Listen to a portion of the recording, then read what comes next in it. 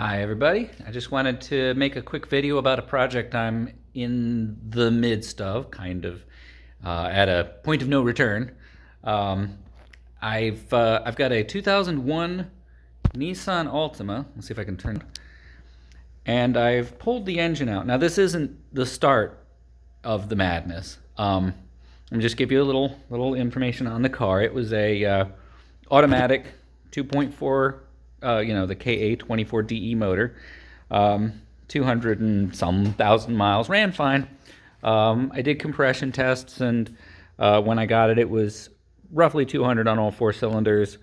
And right before pulling the engine out, I did a cold test, and I got 180 for all four cylinders. So internally pretty decent. At some point in time, while I was talking to my friend, I'll bet I could fit a turbo in here. And he looked at me with this kind of amused face, and then he realized I was serious. And I didn't realize when I got started that it's actually, this engine is actually the basis for a lot of very powerful builds. So when I put the turbo on, it was really not very much work to get it running well. In the end, what I ended up using, I ran some combinations of various pipes I found around to the front, where I snuck the intercooler for a Dodge Spirit RT, which is pretty standard, common intercooler for a lot of Chrysler K-car applications. And I also used the turbo from a Dodge Spirit. I'm sorry, a Dodge Shadow. Little, pretty small Mitsubishi turbo. Spools up really fast. Doesn't really make a ton of boost at high RPM, and that's one of the reasons why I stopped where I was. It spools up too fast. The transmission gets a ton of torque down low, and then it just peters out as the RPMs go up. So I wanted to go a little bit bigger, but also I was having problems with this car sputtering, bogging down, and just shutting off. If it was under boost, it ran fine. Idle, it wouldn't stay running. Trying to take off from a light, it would very likely stall. But once it was boosted, it was okay. There were lots of different theories as to what it could possibly be. It was, O2 sensor. There are two of them. The mass airflow sensor. Someone said that the PCV valve could be getting stuck. Just lots of really obscure possible things. And I started to get into the PCV valve, and when I figured out where it was, which, yeah, apparently it's in here, I believe. And yeah, how am I supposed to get that out with the engine installed? It's possible, I guess, but wow, that's a very annoying part to change. And considering that that's kind of a common part to change on most engines, it sucks that they put it there.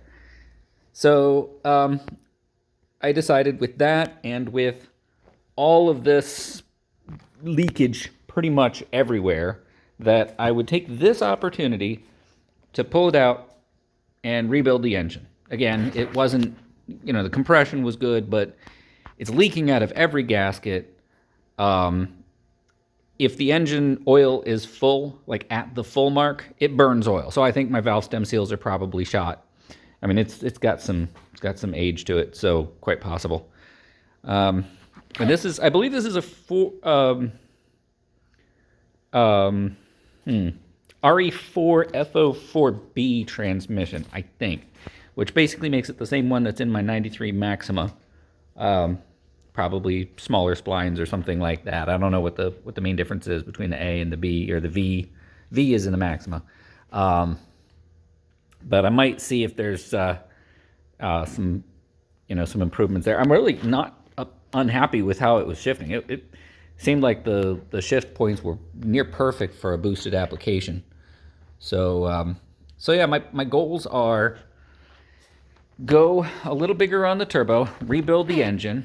I want to clean up my my oil and coolant lines so that they're a little bit easier to service. Right now, it works. I just have to get a specially modified 17 millimeter wrench to get this one turbo bolt off. All the rest of them are fine, and then that one just takes me all day, just deep, deep, you know, getting that fraction of a turn each time. And also, I think I might see if I can modularize the electrical system just a bit, maybe cut a couple sections and put harnesses so I can remove separate sections, because the way it is now, that was pretty hard to get all undone. The vacuum system is a real puzzle to me, and I hope I can get rid of a lot of that. I do plan on putting the EGR back as it originally was, but coming off of the wastegate port on the exhaust manifold. Oh, and there's also an exhaust leak. And this is the second turbo manifold I put on. So I don't know why it keeps leaking in this bottom right corner. I'll put it on, everything will be fine, and then it'll start leaking there. And I'm not sure if it's just a defect in how they're manufactured, but yeah, I'll figure that one out when I get into there. And I also have a problem with the water jacket. That was my fault.